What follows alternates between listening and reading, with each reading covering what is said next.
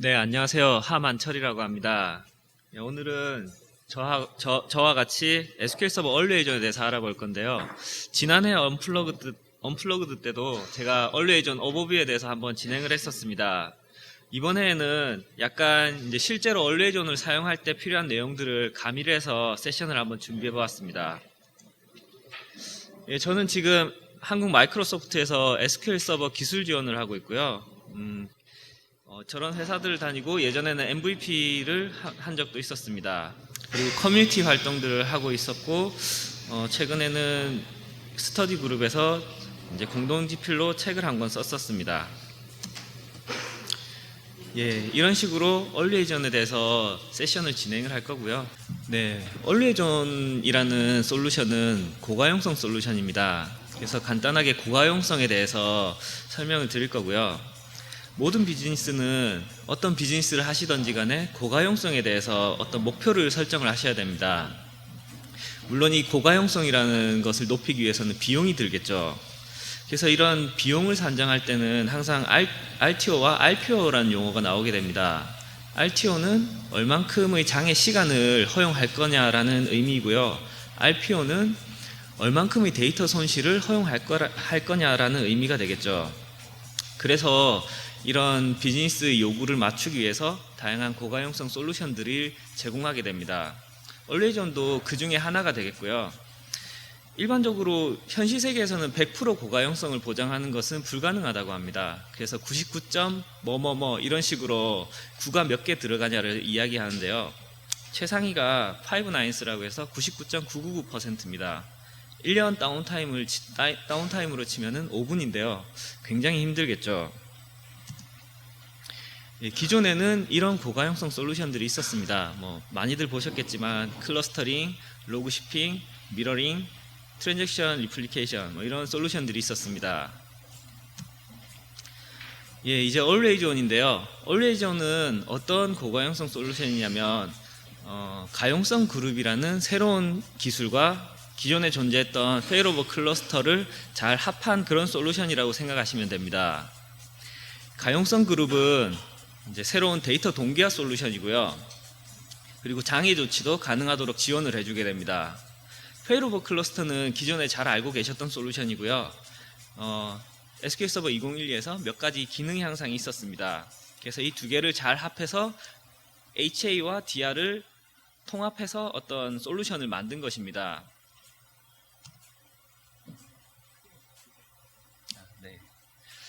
기본적으로 알아야 할 사항들인데요. 이런 얼리에이전을 사용하기 위해서는 윈도우 서버 2008 버전 이상을 사용하셔야 됩니다.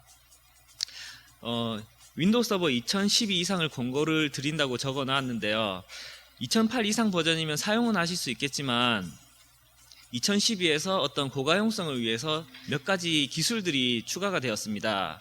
그 중에서 일부는 2008에서 패치를 통해서 사용하실 수가 있겠지만 일부는 패치를 통해서도 사용할 수 없기 때문에 2012를 권고한다고 적어놨고요. 예를 들어서 쿼럼 같은 경우에 2010에서 다이나믹 쿼럼이라는 게 나왔는데 이 기능을 사용을 하게 되면 클러스터 노드가 몇 대가 죽던지 간에 한 대만 살아 있으면은 클러스터를 유지를 해서 서비스를 해줄 수 있게 됩니다.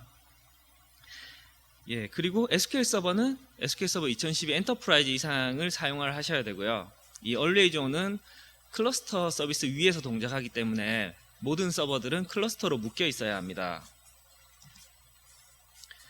얼리에이전의 간단한 구성 형태를 가지고 온 건데요. 왼쪽 화면을 보시면 서버들이 한 대씩 있죠. 이거는 스탠드 언론으로 설치를 해서 이제 오른편에 세 대가 묶여 있는데 이거는 지역적으로 데이터 동기화를 시킨 거고요. 왼편에 있는 점선으로 되어 있는 거는 원거리에 있는 곳에 DR 같은 용도로 비동기로 데이터를 동기화시킨 것입니다. 그리고 오른쪽에 있는 지도를 보시면은 여기 보시면은 세 대씩 묶여 있지 않습니까? 이거는 클러스터를 각 노드 간에 만들어 구성을 해서 클러스터 간에 데이터를 동기화를 하고 있는 모습입니다. 이런 식으로 스탠드얼론으로 설치했던 클러스터로 설치했던 이런 것들을 잘 조합을 해서 어떤 고가용성을 구성을 하겠다는 전략입니다. 그러면 두 가지 솔루션 중에서 먼저 가용성 그룹에 대해서 알아보도록 하겠습니다. 사실 이제 페일오버 클러스터 같은 경우는 기존에 존재하던 어떤 기능에다가 추가적인 기능을 만든 거고요. 가용성 그룹은 새로운 기능이기 때문에 할 이야기가 조금 더 많을 것 같습니다. 네, 가용성 그룹은 미러링을 기반으로 확장된 형태로 생각을 하시면은 이해가 조금 쉬우시고요. 실제로 미러링의 그런 컨셉들을 많이 차용을 하였습니다. 이 미러링을 가지고 이야기를 하면은 설명이 편한데요. 미러링은 하나의 DB를 하나의 미러 서버로 동기화를 해서 1대1로 동기화를 하게 됩니다. 그런데 이런 이 가용성 그룹이라는 것은 여러 개의 DB를 묶어서 이 묶음을 한 번에 장애 조치를 할 수 있습니다. 어떤 때 필요하냐면 게임 서버를 운영한다고 했을 때 게임 월드 DB와 그 게임이 남기는 로그 DB가 있다고 했을 때 이걸 미러링으로 묶으면은 하나의 월드 DB만 장애 조치가 되면 안 되겠죠. 그러면은 로그 DB와 월드 DB가 서로 다른 장비에 위치하면 안 되기 때문에 이런 그룹을 짓는 기능이 필요한 거죠. 그리고 미러링 같은 경우는 한 대와 동기화를 시킬 수가 있는데 사실은 여러 대와의 동기화를 시켜서 가용성을 높인다거나 어떤 다른 역할을 할 수 있는 게 필요한데 미러링에서는 이런 게 부족했던 거죠. 그래서 가용성 그룹은 5대까지 구성을 할 수가 있습니다. 그래서 주 서버 한 대와 보조 서버 4대를 해서 5대를 구성을 할 수 있고 이것이 SQL 서버 2014에서는 최대 보조 서버가 6대까지 증가를 시킬 수가 있습니다. 그리고 이 보조 서버들 중에서 한 대는 장애 조치로 묶어서 주 서버가 장애가 났을 때 페일오버가 자동으로 일어나도록 구성을 할 수가 있습니다. 그리고 데이터를 동기화시키는 방식은 동기 방식으로 할 수도 있고 비동기 방식으로 할 수도 있습니다. 물론 동기 방식으로 데이터를 전송시키면은 어느 정도 성능에 영향을 미칠 수는 있겠죠. 그리고 이렇게 장비가 여러 대가 있으면 어플리케이션 입장에서는 어느 장비로 붙어야 될지 그런 뭔가 도움을 주는 게 필요한데 이것이 수신기라고 하는 피처가 있습니다. 그래서 어플리케이션은 수신기를 통해서 접속을 하시면 주 서버를 수신기가 알려주면은 어플리케이션은 수신기로만 접속을 하면은 어느 장비가 주 서버든지 간에 이제 주 서버를 찾아서 갈 수가 있는 거죠. 그래서 이런 수신기라는 기능을 제공을 하고 보조 서버들은 기존에는 미러링 같은 경우에 미러 서버를 읽으려면은 스냅샷을 뜬다거나 해서 읽을 수는 있겠지만 실시간적인 데이터를 읽을 수가 없었습니다. 하지만 가용성 그룹 같은 경우는 보조 서버를 읽기 가능한 상태로 만들어두면 실시간으로 데이터를 읽을 수 있게 됩니다. 그러면 이런 가용성 그룹을 구성을 할 때 어떤 것들을 고려를 해야 될지를 정리를 한 거고요. 먼저 전체 복구 모델에 대한 DB만 구성이 가능합니다. 그리고 사용자 DB만 가용성 그룹으로 구성을 할 수가 있습니다. 이 말은 시스템 DB를 가용성 그룹으로 묶을 수가 없기 때문에 시스템 DB의 내용은 동기화가 되지가 않는 거죠. 그래서 로그인 계정이라거나 잡이라거나 링크드 서버 이런 것들은 수동으로 각 서버에 만들어 주셔야 됩니다. 그리고 가용성 그룹의 수나 그 가용성 그룹에 포함되는 DB의 수는 제한이 없고요. 가능하면은 모든 장비들이 동일한 디렉토리 패스를 가지도록 해야 되는데요. 이것은 주 서버에서 예를 들어서 어떤 DB에 가용성 그룹으로 묶인 DB에 파일을 추가한다거나 경로를 변경한다거나 이런 작업을 했을 때 보조 서버로도 그 동일한 동작을 수행을 하려고 할 텐데 경로가 없으면 오류가 발생하게 되겠죠. 그래서 동일한 경로를 사용하셔야 되고요. DB 속성이 읽기 쓰기가 가능해야 되고 오토 클로즈라는 속성은 사용이 불가능합니다. 그리고 그 쿼럼에 대해서 고려를 할 필요가 있는데요. 기존에 예를 들어서 클러스터를 구성했다고 하면 일반적으로 노드 앤 디스크 쿼럼을 사용했을 겁니다. 근데 여기는 스탠드얼론으로 구성을 해가지고도 가용성 그룹으로 묶을 수 있기 때문에 이때는 공유 디스크가 없는 거죠. 5개 노드가 스탠드얼론을 있기 때문에 공유 디스크가 없으니까 이럴 때는 파일쉐어 쿼럼을 사용할 수밖에 없게 됩니다. 그래서 그 파일쉐어 쿼럼을 사용을 하는 것을 권고를 하고 있고요. 각 노드는 스탠드얼론이어도 되고 그 노드가 페일오버 클러스터여도 됩니다. 이런 식으로 섞어서도 구성을 할 수가 있습니다. 그러면 사실은 가용성 그룹을 구성을 해보시면 굉장히 쉽게 구성을 하실 수가 있습니다. UI를 통해서 다음 몇 번만 하면 구성을 하실 수가 있는데요. 구성을 마친 다음에 해줘야 될 작업들이 있습니다. 로그인 계정 SID를 동기화시켜 주셔야 되는데요. 그 DB를 백업해서 새로운 장비에 복원을 시키면은 계정 매핑이 안 되는 경우가 있지 않습니까? 그런 경우가 동일하게 발생을 하거든요. 그래서 이 SID를 매핑을 동기화시켜 주셔야 되고요. 에이전트 작업이 있는 경우에 지금 주 서버와 보조 서버가 나눠져서 구성이 되어 있는데 보조 서버는 읽기만 가능하고 주 서버는 읽기 쓰기가 가능한 상태가 됩니다. 그렇다면 어떤 작업들이 있을 때 주 서버에서만 수행이 된다거나 보조 서버에서만 수행이 된다거나 모두 다 수행이 된다거나 이런 걸 결정을 해야 되거든요. 그래서 복제본의 역할이 주 서버인지 보조 서버인지 확인을 하는 이런 DMV를 제공을 하게 됩니다. 그래서 기존에 수행되던 작업이 있다면은 if문을 써서 이게 주 서버에서만 수행돼야 된다면 이런 분기를 한번 체크를 해주셔야 되는 거죠.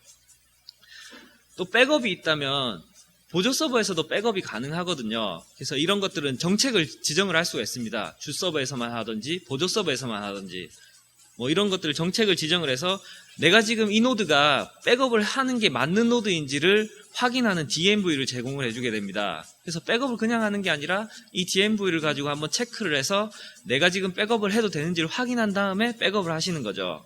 그럼 관리자가 설정해 놓은 정책에 따라서 그 노드에서 백업이 수행이 되게 되는 겁니다. 그리고 가용성 그룹은 클러스터 위에서 동작하기 때문에 가용성 그룹을 구성하시면 클러스터 리소스가 한계가 생기거든요. 그래서 클러스터 리소스에서도 뭐 페이로버를 한다거나 뭔가 설정을 할 수가 있겠지만 그 가용성 그룹에서 자동으로 그 클러스터 리소스를 만들어 준 거기 때문에 어떤 설정을 변경을 하실 때는 가용성 그룹에서 설정을 변경을 하시고 페이로버도 가용성 그룹의 명령을 통해서 페이로버를 하셔야 됩니다. 네, 읽기 가능한 보조 서버 가용성 그룹을 구성했을 때 보조 서버는 읽기 가능한 상태를 유지를 할 수 있다고 말씀을 드렸습니다. 이거 굉장히 중요한 피처 중에 하나인데요. 사실 비용의 문제를 이야기 안 할 수가 없는 것 같습니다.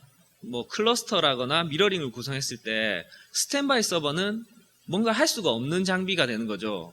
뭐 비즈니스가 더 커지면 커질수록 더 좋은 장비를 도입을 하겠죠. 그리고 클러스터를 예를 들어 구성을 한다면은 그 좋은 장비를 동일하게 구성해 놓고 한 대는 놀고 있는 그런 상태가 되는 거죠. 이랬을 때 어떻게 보면 굉장히 돈이 아까운 거죠. 그런 측면에서 봤을 때 이런 읽기 가능한 보조 서버는 굉장히 유용한 솔루션이 되는 것 같습니다. 그래서 어떤 식으로 이 읽기 가능한 서버를 활용할 수 있는지를 정리를 해봤고요. 읽기 가능한 서버에서 백업을 수행을 하실 수가 있습니다. 전체 백업과 로그 백업을 할 수가 있고요. 차등 백업은 불가능합니다. 그 차등 백업을 하면 내부적으로 그 맵 파일을 변경을 시키는 게 있는데요. 읽기 가능한 그런 상태이기 때문에 그 차등 백업을 지원하지 못하는 것 같고요. 그리고 로그 백업은 로그 체인이라는 게 있지 않습니까? 그렇기 때문에 여러 장비에서 로그 백업을 하게 되면은 그 체인들을 관리를 해주셔야 됩니다. 복원할 때 순서대로 로그를 복원해야 되는 것은 아실 것 같고요. 그리고 쿼리에 대한 부하 분산을 할 수가 있습니다. 읽기 가능한 상태이기 때문에 당연히 뭐 랭킹 같은 배치 작업을 수행한다거나 어떤 리포트를 뽑는 쿼리를 수행한다거나 이런 걸 주 서버에서 수행하기에는 뭔가 성능적인 문제를 일으킬 수가 있는 거죠. 그런 쿼리들은 동기화를 하나 시켜놓고 보조 서버에서 다 수행을 해가지고 이런 데이터들을 뽑을 수가 있는 거죠. 읽기 전용 라우팅은 어플리케이션이 붙을 때 주 서버가 아니라 읽기 가능한 보조 서버로만 붙일 수 있게 해주는 솔루션인데요. 뒤에서 이거는 설명을 드리겠습니다. 그러면 이런 가용성 그룹이라는 솔루션을 이용해서 데이터 동기화를 어떻게 하는지를 도식화한 것이고요. 왼쪽이 프라이머리, 오른쪽이 세컨더리입니다. 주 서버, 보조 서버이고요. 만약에 데이터 전송 방식이 비동기라고 하면 주 서버 쪽에서 데이터 변경을 해서 커밋을 받으면 로그에 기록이 되고 끝이 나겠죠. 그런데 동기화 방식이라고 하면 주 서버에서 커밋을 하더라도 바로 커밋을 받는 게 아니라 로그 캐시에 기록을 해서 이 로그를 보조 서버로 전달을 시키게 됩니다. 그리고 전달받은 보조 서버는 보조 서버의 로그 파일에 그 변경하는 내용을 기록을 하고 그 다음에 커밋을 돌려주게 됩니다. 그러면 커밋을 돌려받은 주 서버가 커밋을 완료를 시키게 되는 거죠. 그래서 네트워크의 상태가 중요하게 되고요. 동기 모드를 유지하실 때는 뭐 네트워크 상태가 나쁘면은 주 서버에서 성능 지연이 발생할 수 있겠죠. 그래서 동기 모드로 이걸 구성을 하실 때는 보조 서버의 상태를 점검을 같이 해주셔야 됩니다. 보조 서버가 응답을 안 하면은 주 서버에서 커밋이 계속 지연이 되겠죠. 그래서 이 타임아웃 시간이 디폴트로 10초가 있긴 한데 보조 서버가 죽으면은 최대한 주 서버에서 10초 동안은 데이터 변경을 할 수 없는 상황이 발생하는 거죠. 이 타임아웃이 지나면은 자동으로 비동기로 빠지기 때문에 그 뒤로는 이제 주 서버에서 커밋이 가능하고요. 그리고 하나 더 문제가 있는데요. 이렇게 보조 서버에서 로그까지만 기록을 하고 커밋을 돌려주면서 미러링보다는 성능적으로 이득을 얻었습니다. 미러링은 로그에 기록을 하고 이 로그 파일을 읽어서 보조 서버의 데이터까지 기록을 해야지 커밋을 돌려주게 됐었습니다.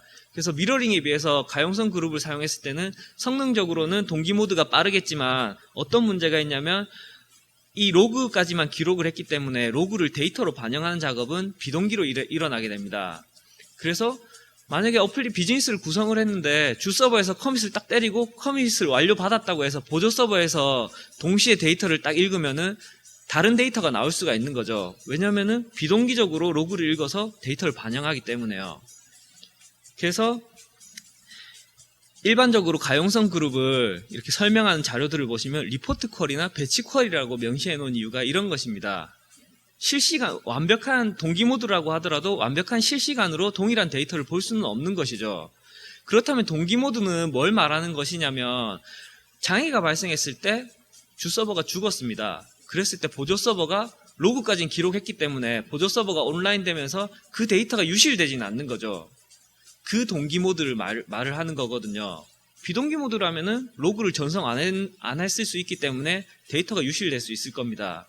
그런 관점에서 장애 조치 관점에서 동기와 비동기라고 생각을 하시는 게 좋을 것 같습니다.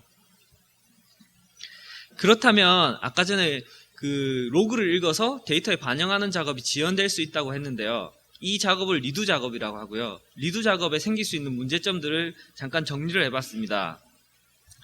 오른쪽에 있는 그림은 보조 서버의 그림을 떼와서 붙여놓은 모습이고요. 먼저 보조 서버에서 읽기 가능한 상태라고 해서 굉장히 무거운 쿼리들을 많이 수행을 했을 때 리소스가 고갈이 될 수 있겠죠. 예를 들어서 CPU 계속 100%를 치고 있고 디스크 리소스도 부족한 상태라고 하면 이것도 로그를 읽어서 데이터를 반영을 해야 되기 때문에 아무래도 좀 더 느리게 반영이 될 수 있을 겁니다. 그렇다면 동기화 시간이 점점 느려질 수도 있겠죠. 이랬을 때 가능한 방법은 어차피 이제 가용성 그룹을 사용하려면 엔터프라이즈 에디션을 쓰셔야 됩니다. 엔터프라이즈 에디션에 보시면 리소스 거버너라는 기능이 있고요. 이거는 리소스를 관리하는 그런 피처입니다.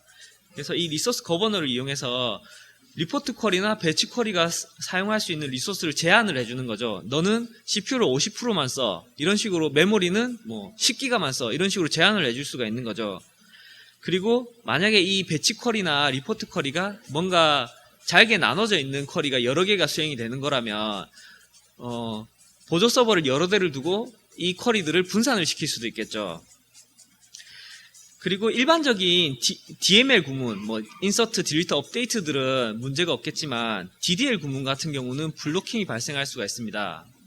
읽기 가능한 상태라고 하더라도 데이터를 읽을 때는 기본적으로 스키마 쉐어드 락을 잡게 됩니다. 그래서 어떤 이 테이블을 변경을 한다거나 인덱스를 생성한다거나 이 스키마 자체를 바꾸는 데 대해서는 보장을 받아야 되기 때문에 읽을 때 스키마 쉐어드 락을 걸게 됩니다. 그렇다면 주 서버에서 인덱스를 만든다거나 컬럼을 하나 추가한다거나 이런 작업들이 지연이 될 수가 있는 거죠.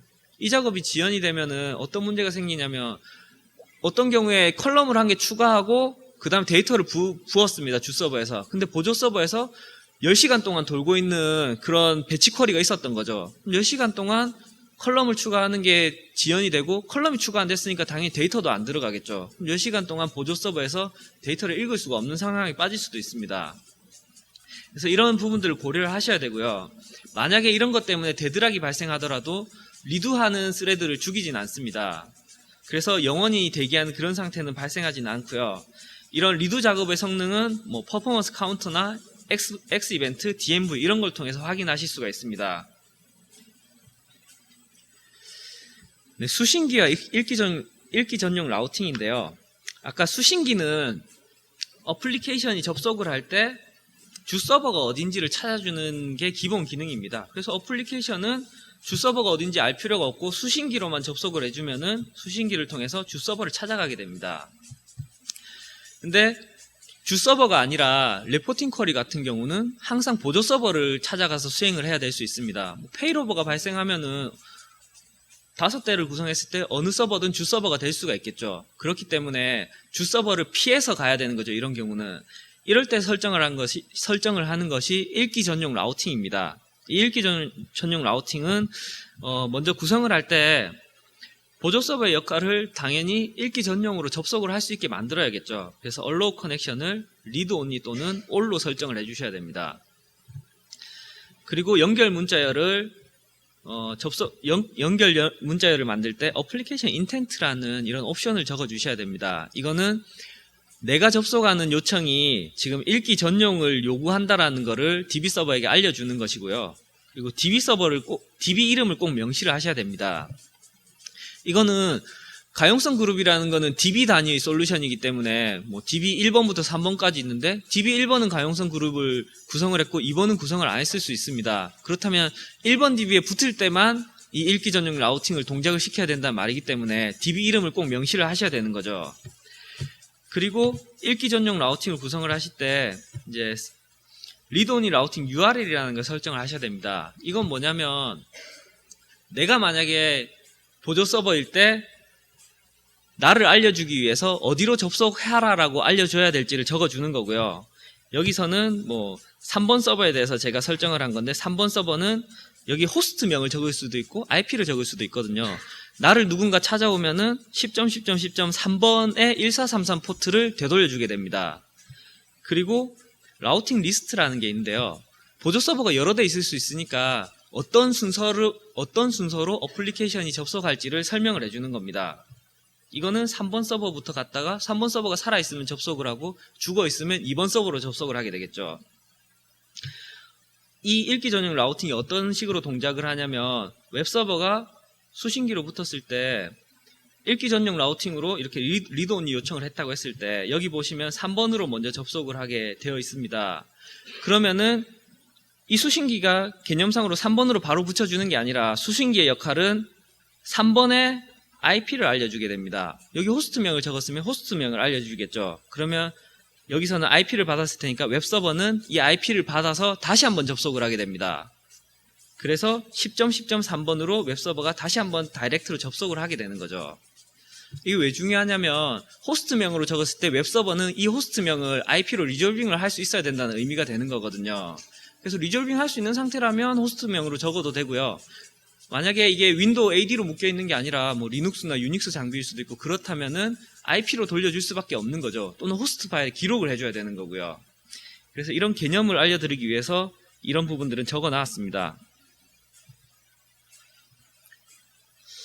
네, 그리고 다음으로 페일오버 클러스터입니다.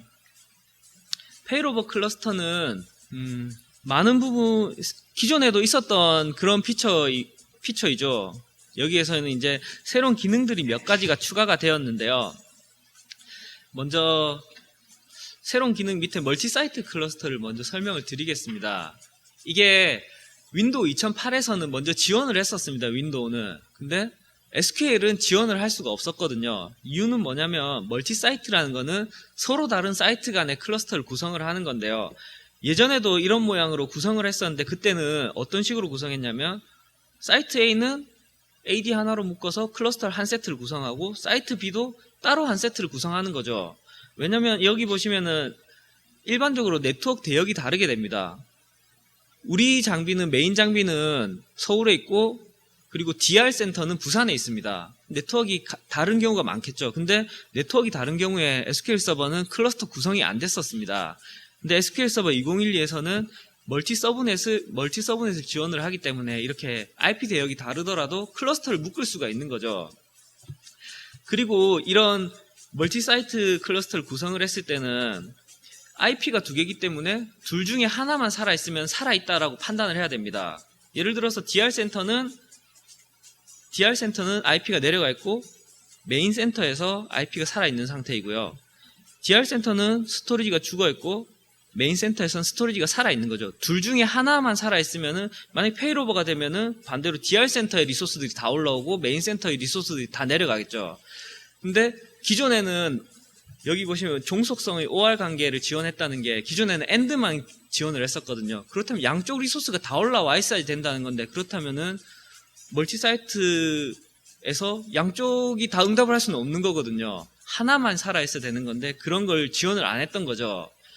그래서 종속성 OR 관계를 지원을 하면서 두 개의 사이트를 유지를 하면서 둘 중에 하나만 살아있는 상태를 유지할 수가 있는 거죠.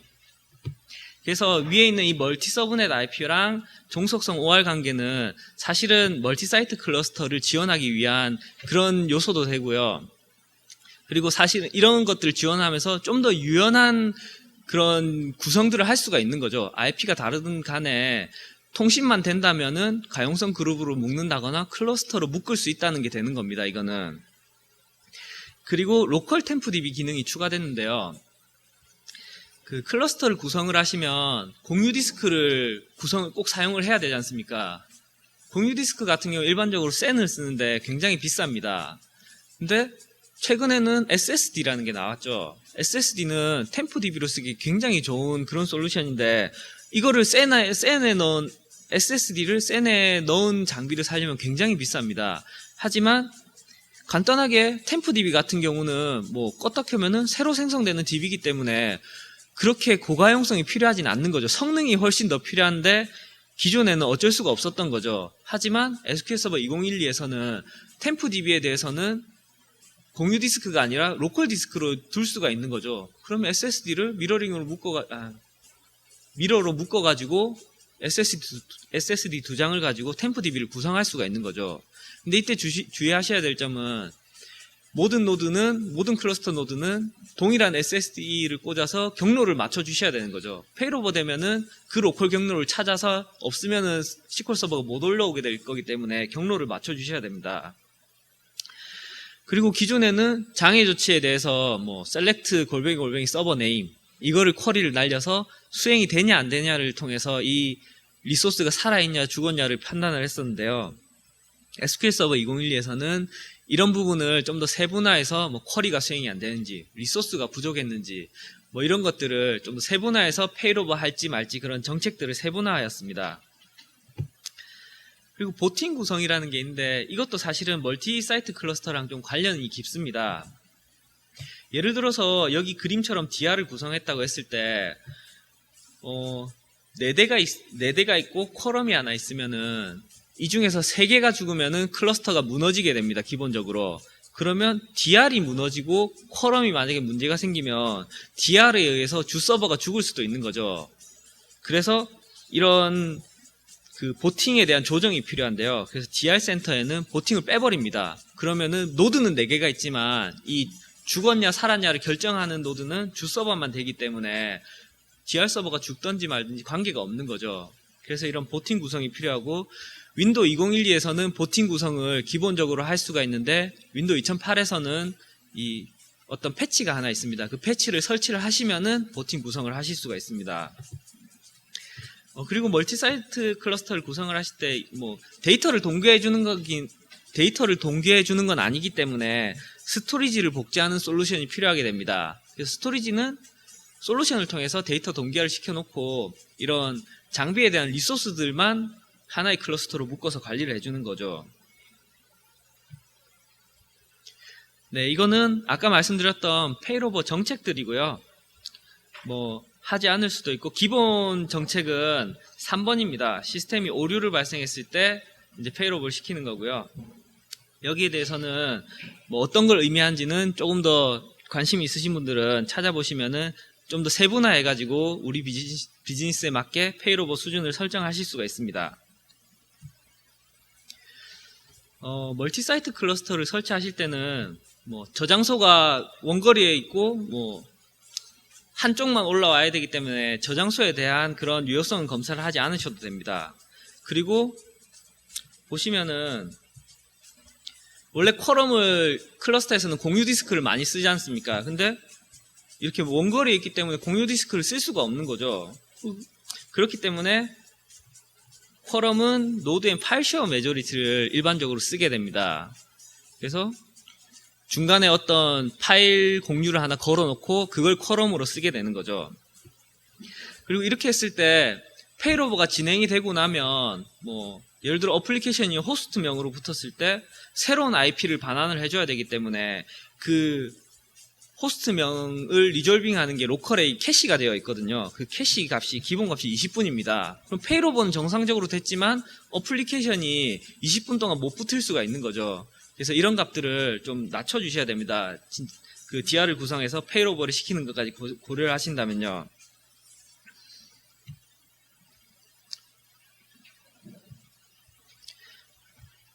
네, 구성 시나리오인데요. 일단 기본적인 가용성 그룹은 주 서버를 한 대를 두고 보조 서버를 4대까지 둘 수 있다고 말씀을 드렸습니다.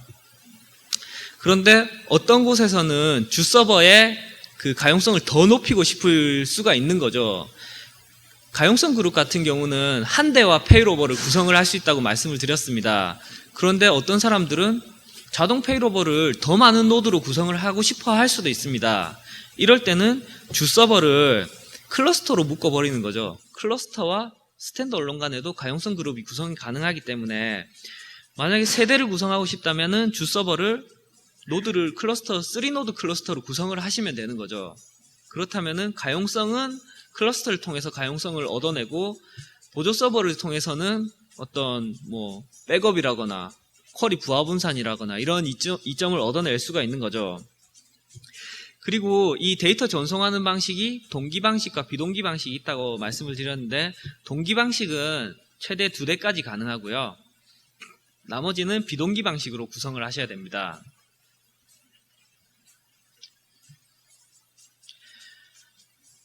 이것은 기존에 이제 DR을 구성했던 화면인데요.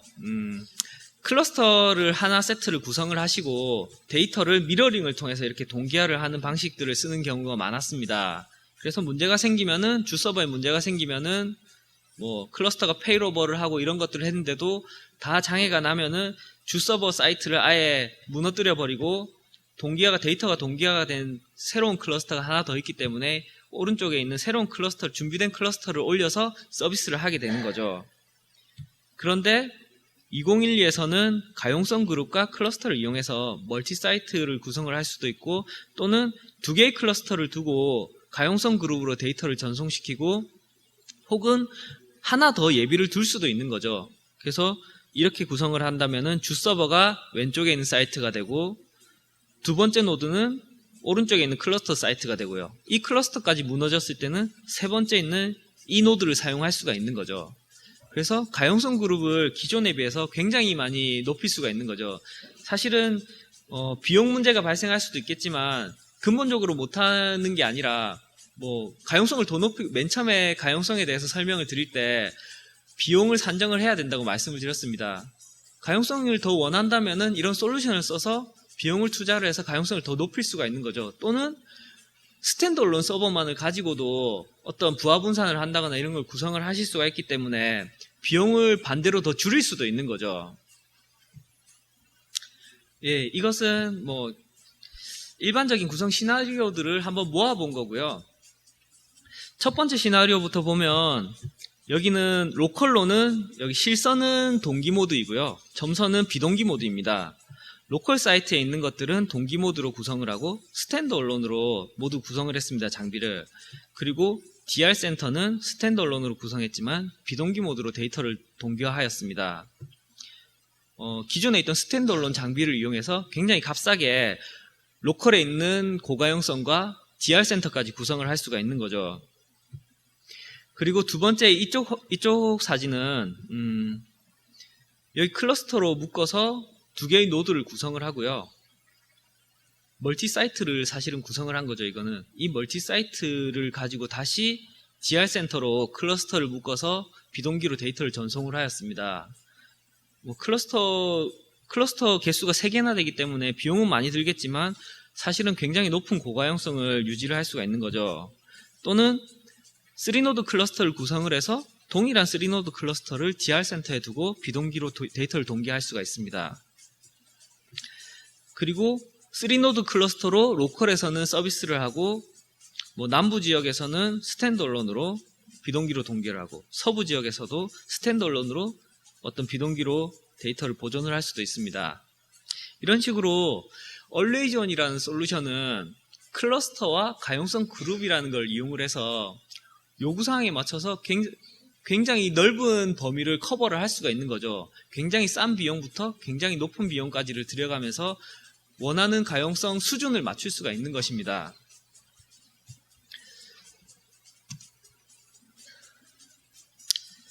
네, 세션은 마쳤고요.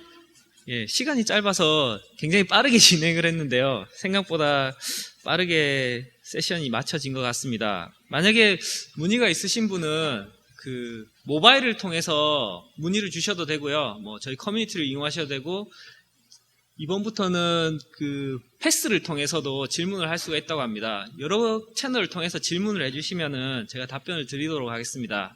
네, 감사합니다.